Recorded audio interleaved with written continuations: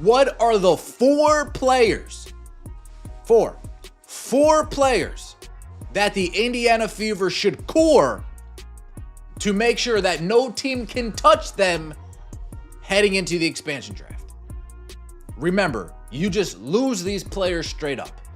You don't get anything back for the players. They're gone. We didn't get anything for Temi, did we? No, exactly. Every headline, every highlight, every viral clip, the Indiana Fever are everywhere.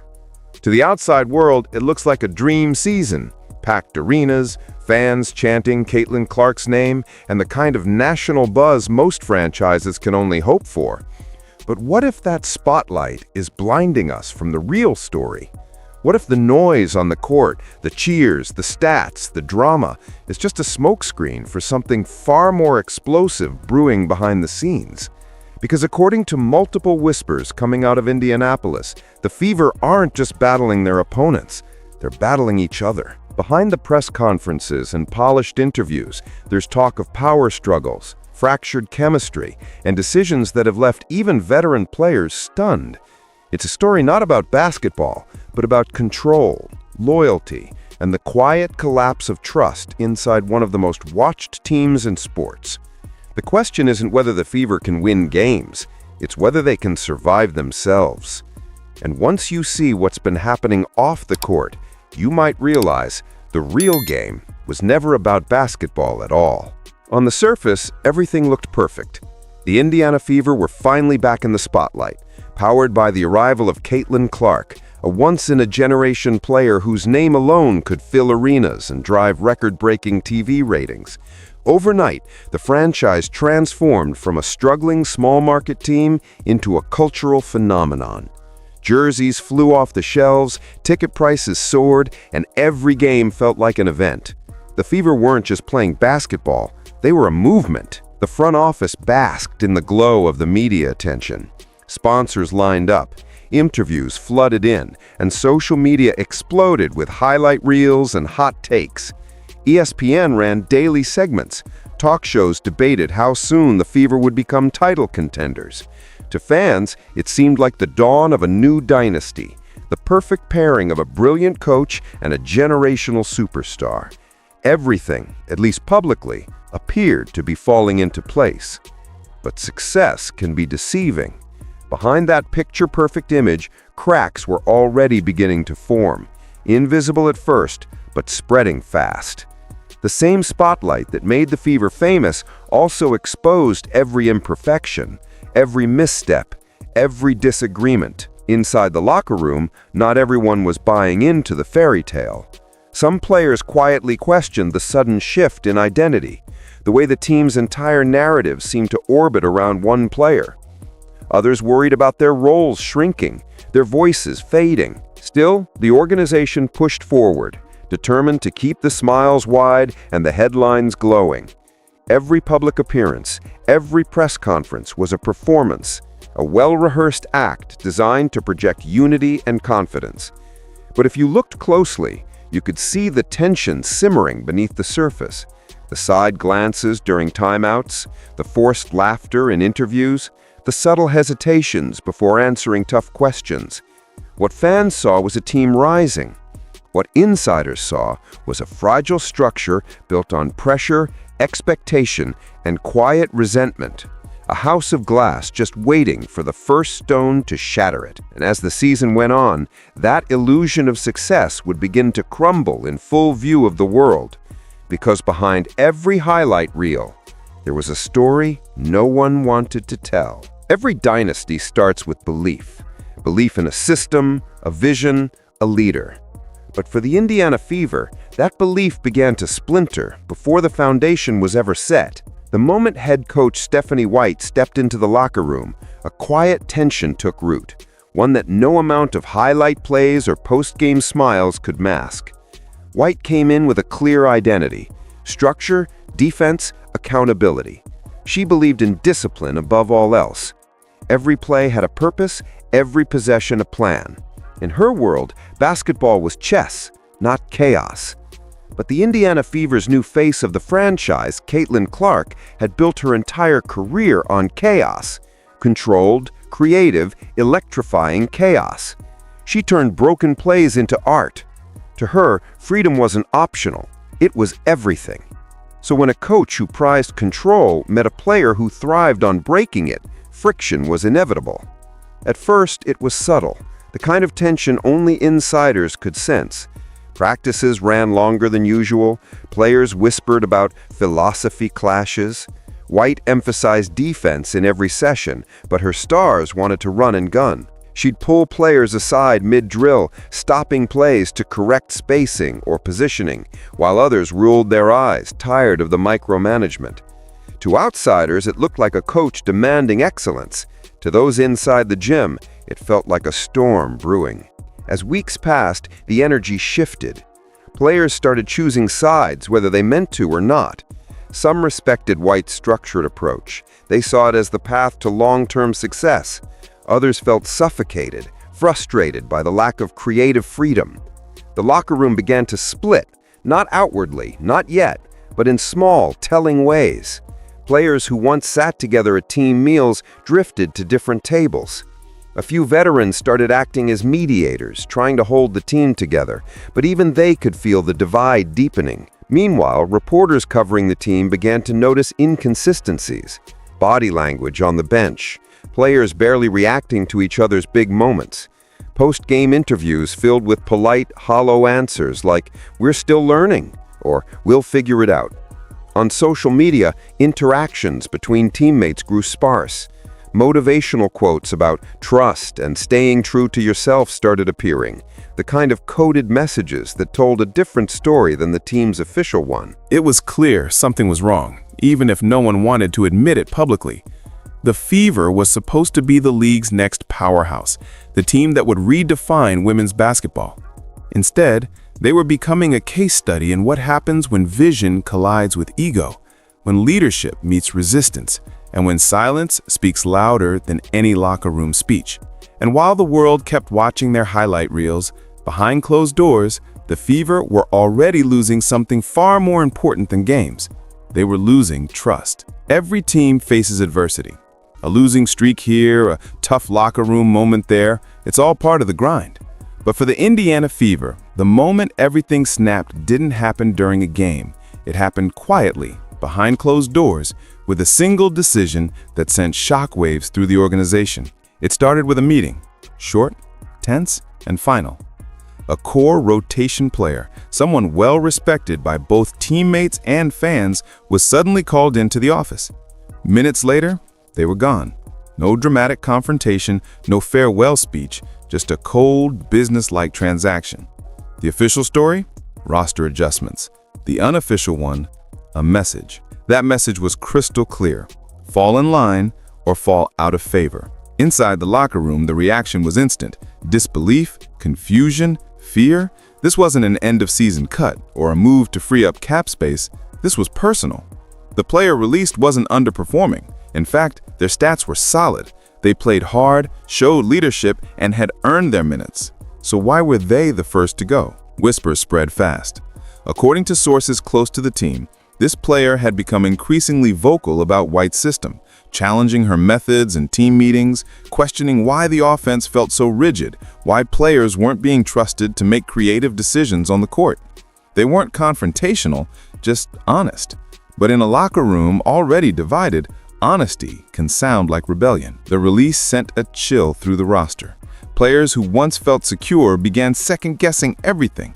Their comments in meetings, their tone in interviews, even their body language during practice. If someone that valuable could be cut overnight, then no one was safe. The team's atmosphere changed immediately. Conversations grew quieter. Trust shrank. Players showed up, did their jobs, and left.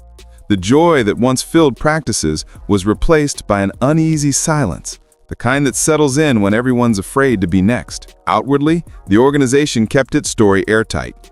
Performance metrics, roster optimization, a move in the best interest of the team. The kind of sterile, PR-approved phrases that say everything and nothing at once.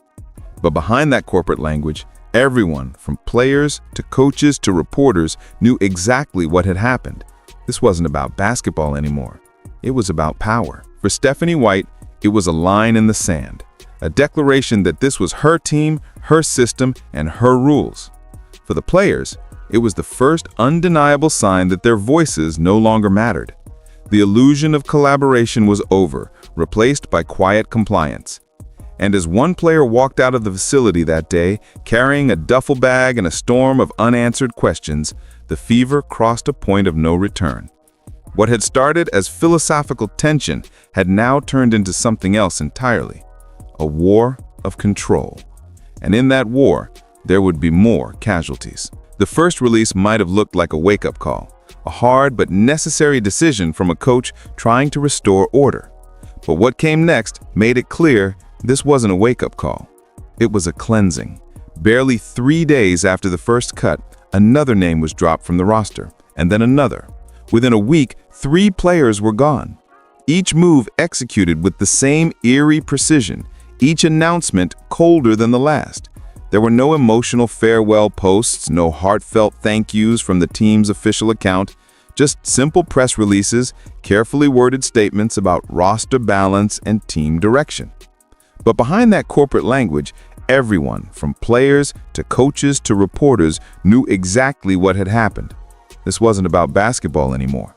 It was about power. For Stephanie White, it was a line in the sand, a declaration that this was her team, her system, and her rules. For the players, it was the first undeniable sign that their voices no longer mattered.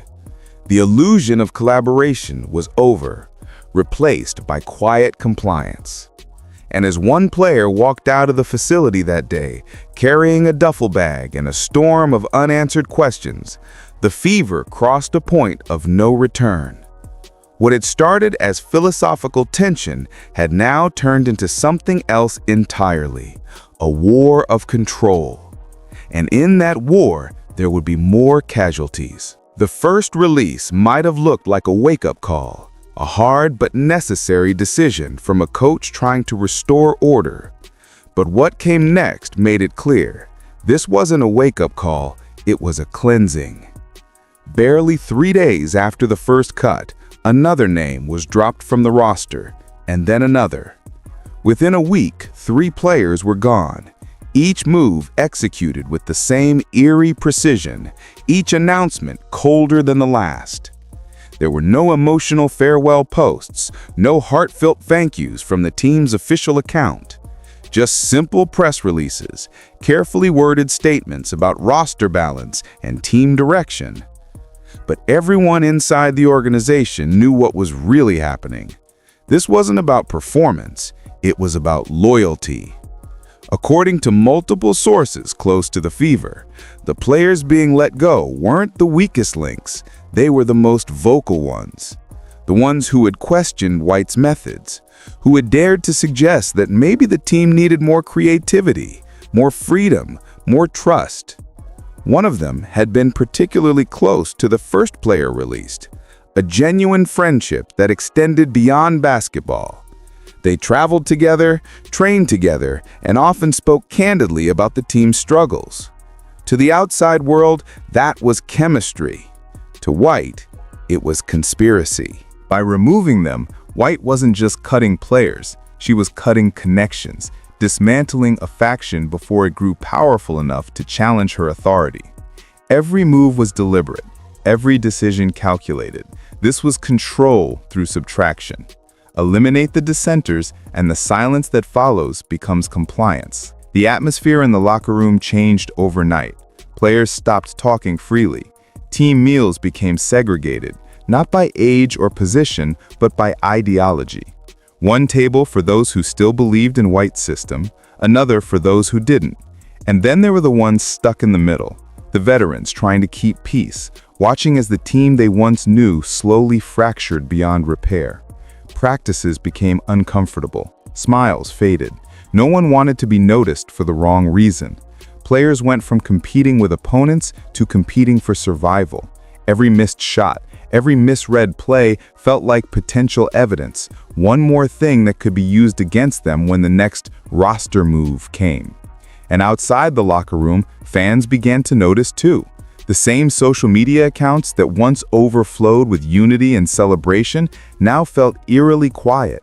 Players stopped tagging each other. Team photos seemed staged, the chemistry forced. Post-game interviews were full of tired platitudes. We're staying focused. We trust the process. We're still building. But behind those empty words, everyone could sense it. Something was broken. For White, this was control reasserted. Her message was clear. This is my team and my system will prevail. But for the players who remained, it was a chilling realization. The team wasn't being rebuilt, it was being purged. Some saw it as necessary, a painful reset that would eventually pay off. Others saw it as a dangerous power grab, the kind that destroys a team from within long before the scoreboard does. But either way, the damage was done. Trust was gone. Fear had taken its place. And even though the Fever's roster was slimmer, leaner, and, at least in White's eyes, more obedient, something vital had been lost in the process. Because when a team starts playing to avoid mistakes instead of to win, that's when the real collapse begins. While the public saw a team pushing through growing pains, those on the inside knew better. The Fever weren't just struggling to find chemistry, they were unraveling. Behind the press conferences and filtered social media posts, the atmosphere inside the practice facility had grown tense, cold, and cautious. The kind of place where every word felt weighed, every glance meant something. According to several people familiar with the situation, daily practices had turned into battlefields. What used to be routine drills became silent tests of loyalty. Stephanie White would stop a scrimmage mid-possession to correct a defensive rotation or call out a player's spacing, and the air in the gym would thicken instantly. Some players nodded along, eager to show compliance. Others bit their tongues, exchanging brief looks of frustration. It wasn't open rebellion, not yet, but it was resistance, quiet, steady, and growing. Film sessions became even worse. Players described them as interrogations more than learning opportunities. White's critiques were sharp, precise, and public. No one was spared. She'd pause the video, rewind, point to a moment of hesitation, and demand an explanation. For some, it was a challenge to improve. For others, it was humiliation disguised as leadership. The front rows of those meetings were filled with her loyalists, nodding, taking notes, echoing agreement. The back rows, arms crossed, eyes distant, already emotionally checked out. The coaching staff itself wasn't immune to the tension. Behind closed doors, assistant coaches whispered their doubts. Some believed White's tough love approach had gone too far, that the players were scared, not inspired. Others, especially those brought in by White, defended her with unwavering loyalty, insisting that discipline was the only way to rebuild a winning culture. Those differing philosophies created cracks within the staff, and players could feel it. When even the coaches weren't aligned, how could the team be? The front office, sensing the unraveling, tried to intervene. Meetings were held, consultants brought in, sports psychologists assigned. Players were encouraged to rebuild communication and trust the process. But trust can't be mandated, not after what they'd seen. For every motivational talk, there were whispers in the hallways. For every team meeting, there were text threads among teammates questioning whether things had already gone too far. And then there were the rumors, small at first, but multiplying fast. Reports of players breaking down during private meetings, stories of shouting matches between players and coaches, voices echoing through practice gym walls. One incident, according to a source, allegedly ended with a player storming out mid-practice after being publicly called out in front of the team. Another source described White spending extra hours watching film alone in her office, not for strategy, but to document accountability moments. The locker room, once a place for laughter and bonding, had turned sterile. Players showed up, changed, practiced, and left. Conversations were short, forced, careful. Even Caitlin Clark, usually animated and expressive, had grown more reserved in tone during interviews, speaking in clipped, professional answers. Fans chalked it up to focus. Insiders knew it was self-preservation. And through it all, White never wavered publicly. Her message to the media stayed consistent. We're building a culture. We're staying disciplined. Everyone is committed to the vision. But behind closed doors, the word discipline had taken on a new meaning, one that didn't inspire unity, but fear. Still, White believed she was doing what had to be done, pruning the weak branches so the tree could grow stronger. But the problem was, those branches weren't weak. They were the roots. And every time one was cut, the foundation underneath, the fever, grew shakier. From the outside, fans saw a team in transition. But from the inside, players saw something else entirely. A team suffocating under control, where the only thing more dangerous than speaking up was staying silent. When the dust finally settled, the Indiana Fever were almost unrecognizable. On paper, they still had their superstar, their head coach, and a handful of loyal players ready to buy in. But anyone who'd been inside that locker room knew the truth. Something essential had been lost. The trust, the belief, the heartbeat of the team. The first sign came not from the games, but from the silence. Practices grew quieter, almost eerie. No more banter, no friendly trash talk, no music in the gym. Players went through drills mechanically, their movements sharp but hollow. What used to feel like energy now felt like obligation. Everyone was doing their job, but no one was playing with joy. On game nights, the contrast was even more striking.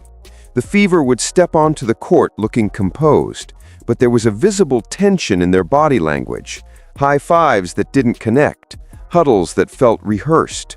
When the team scored, the celebrations were restrained, almost polite. When they lost, the post-game pressers sounded like a script on repeat.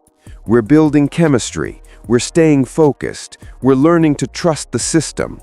But that system, the one they were all forced to follow, had already taken something from them. Their spark. The results were as inconsistent as the emotions behind them. One night, the Fever looked like a cohesive, unstoppable unit, locking down opponents with intense defense and executing plays with precision. The next, they fell apart completely. Missed rotations, lifeless energy, and long stretches where it felt like no one wanted the ball. It wasn't talent, it wasn't effort, it was something deeper, a fracture that couldn't be fixed with play calling or strategy. Behind the scenes, the atmosphere bordered on paranoia. Players avoided saying the wrong thing in interviews, avoided being seen with certain teammates, avoided expressing frustration at all. Keep your head down became the unofficial motto. Everyone knew the consequences of being perceived as difficult. For some, that meant staying silent even when things clearly weren't working. For others, it meant emotionally checking out entirely. Even the coaching staff began to feel the weight. Assistants who once supported White's hardline approach started to question whether the purge had gone too far. Some quietly worried that the fear-driven environment wasn't sustainable. But by then, it was too late. The chain of command had been set. Dissent wasn't a discussion point anymore. It was a fireable offense. Fans, meanwhile, remained largely in the dark. The Fever's social media team continued to post the usual highlight clips and motivational captions, keeping up the illusion of unity. But the tone from the players' personal accounts told another story. Shorter captions, fewer tags, carefully neutral language. The camaraderie that once radiated off the team's posts was gone, replaced by something sterile and distant. And through all of this, one question loomed larger than any stat line. Had Stephanie White gone too far? Some league insiders defended her. They said she was doing what every coach dreams of doing, reclaiming control, enforcing discipline, building a culture. But others saw something different, a team suffocating under the weight of authority, where fear had replaced passion, and compliance had replaced connection. The Fever's record didn't tell the whole story. Even when they won, it didn't feel like triumph. It felt like relief. Relief that no one had made a mistake. Relief that no one had become the next scapegoat. The players had stopped playing to win. They were playing not to lose. And that's the cruel irony of control.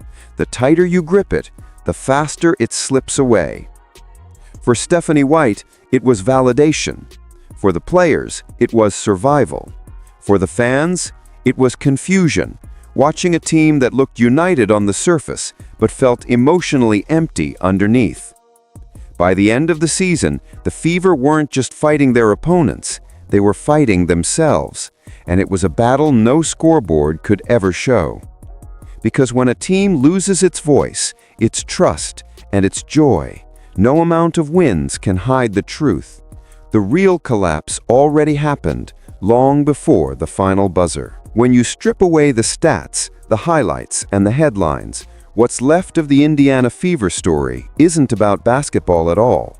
It's about power, pride, and the fragile chemistry that makes a team more than just a collection of players.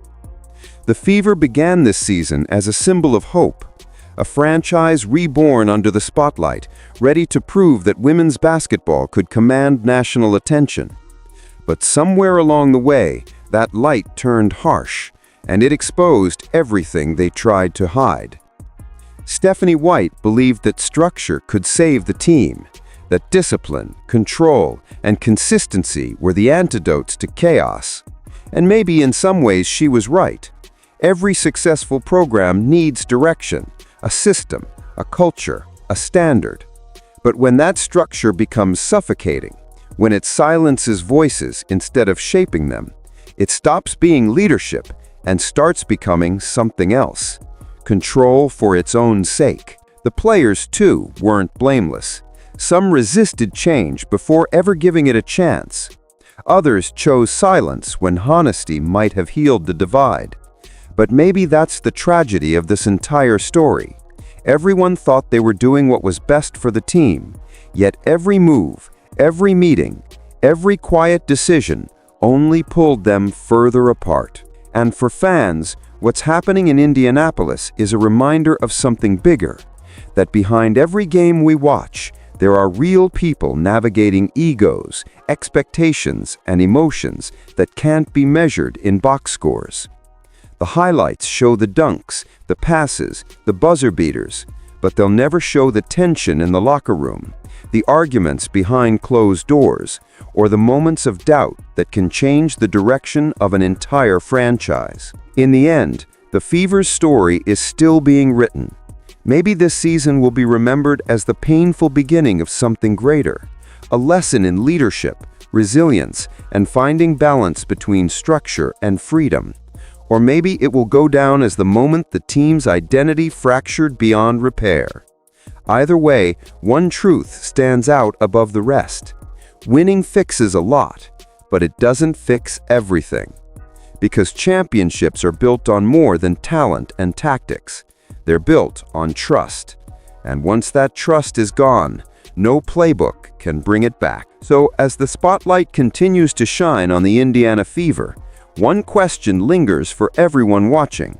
Not just fans, not just critics, but anyone who's ever been part of a team, on or off the court.